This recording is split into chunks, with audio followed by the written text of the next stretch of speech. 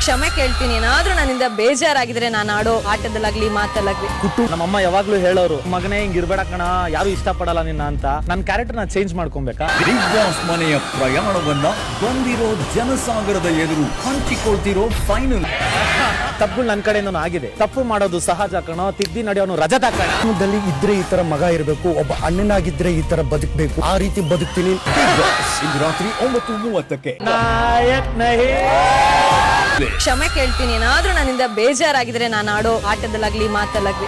ನಮ್ಮಮ್ಮ ಯಾವಾಗ್ಲೂ ಹೇಳೋರು, ಮಗನೇ ಹಿಂಗಿರ್ಬೇಡ ಕಣ, ಯಾರು ಇಷ್ಟಪಡಲ್ಲ ನಿನ್ನ ಅಂತ. ನನ್ನ ಕ್ಯಾರೆಕ್ಟರ್ ನ ಚೇಂಜ್ ಮಾಡ್ಕೊಬೇಕಾ? ಬಿಗ್ ಬಾಸ್ ಮನೆಯ ಪ್ರಯಾಣವನ್ನ ಬಂದಿರೋ ಜನಸಾಗರದ ಎದುರು ಹಂಚಿಕೊಳ್ತಿರೋ ಫೈನಲ್. ತಪ್ಪುಗಳು ನನ್ನ ಕಡೆಯಿಂದ ಆಗಿದೆ. ತಪ್ಪು ಮಾಡೋದು ಸಹಜ ಕಣೋ, ತಿದ್ದಿ ನಡೆಯೋನು ರಜತ ಕಣ. ಜೀವನದಲ್ಲಿ ಇದ್ರೆ ಈ ತರ ಮಗ ಇರಬೇಕು, ಒಬ್ಬ ಅಣ್ಣನಾಗಿದ್ರೆ ಈ ತರ ಬದುಕಬೇಕು, ಆ ರೀತಿ ಬದುಕ್ತೀನಿ. ಇಂದು ರಾತ್ರಿ 9:30ಕ್ಕೆ. ನಾಯಕ್ ನಹಿ. ಕ್ಷಮೆ ಕೇಳ್ತೀನಿ. ಏನಾದ್ರೂ ನನ್ನಿಂದ ಬೇಜಾರಾಗಿದ್ರೆ ನಾನು ಆಡೋ ಆಟದಲ್ಲಾಗ್ಲಿ ಮಾತಲ್ಲಾಗ್ಲಿ.